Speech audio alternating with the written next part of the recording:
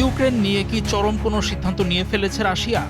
রাজধানী কিয়েভে থাকা সমস্ত কূটনৈতিক মিশন এবং আন্তর্জাতিক সংস্থাকে সতর্ক করেছে মস্কো। ইউক্রেনের রাজধানীতে একটি সম্ভাব্য বড় আকারের প্রতিশোধমূলক হামলার বিষয়েই এই আনুষ্ঠানিক সতর্কতা। তাদেরকে যত দ্রুত সম্ভব কিয়েভ ছেড়ে চলে যাওয়ার আহ্বান জানানো হয়েছে।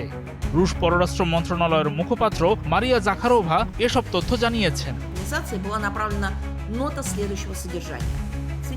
চলতি সপ্তাহের শুরুতে রুশ প্রতিরক্ষা মন্ত্রণালয় দ্বিতীয় বিশ্বযুদ্ধে ইউরোপের বিজয় দিবস স্মরণে ৮ ও ৯ মে ২ দিনের যুদ্ধবিরতি ঘোষণা করেছিল। কিয়েভকেও ওই ঘোষণা মেনে চলার আহ্বান জানিয়েছে মস্কো। একই সঙ্গে সামনে একটি বড় ধরনের পাল্টা হামলার হুঁশিয়ারি দিয়েছে রাশিয়া।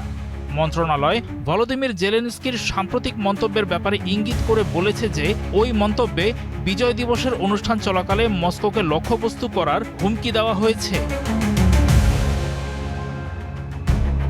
এক বিবৃতিতে জাখারোভা বলেন, রাশিয়ার এই সতর্কবার্তাকে খুবই গুরুত্বের সঙ্গে নিতে হবে। তিনি জানান, পররাষ্ট্র মন্ত্রণালয় রাশিয়ার স্বীকৃত সমস্ত কূটনৈতিক মিশন এবং আন্তর্জাতিক সংস্থার কাছে একটি আনুষ্ঠানিক নোট পাঠিয়েছে। সেখানে সম্ভাব্য প্রতিশোধমূলক হামলার আগেই ইউক্রেনের রাজধানী কিয়েভ থেকে তাদের কর্মীদের সরিয়ে নেওয়ার তাগিদ দেওয়া হয়েছে।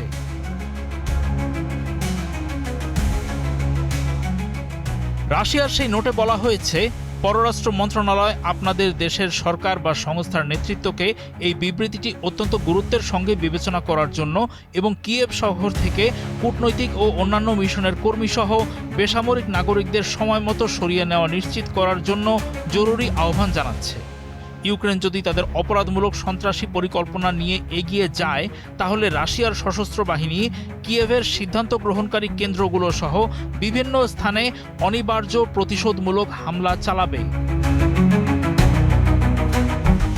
মারিয়া জাখারোভা আরও বলেন, রাশিয়ার বিজয় দিবস উদযাপন সম্পর্কে পশ্চিমা দেশগুলোর নেতিবাচক দৃষ্টিভঙ্গি, ইতিহাস বিকৃত করার চেষ্টা এবং সোভিয়েত স্মৃতি ধ্বংস করার পদ্ধতিগত প্রচেষ্টা সম্পর্কে তার দেশ ভালোভাবেই জানে।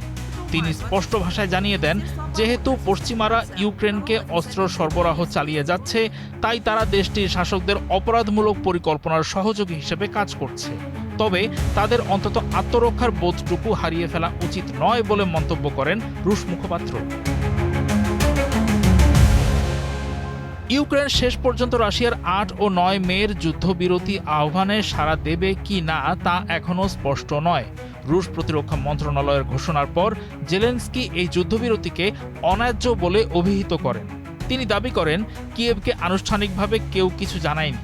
তবে কয়েক ঘন্টা পরেই তিনি ৫ ও ৬ মে মধ্যরাত থেকে একতরফা যুদ্ধবিরতি ঘোষণা করেন এবং বলেন, রাশিয়ার পদক্ষেপের উপর ভিত্তি করে পাল্টা প্রতিক্রিয়া দেখাবে ইউক্রেন।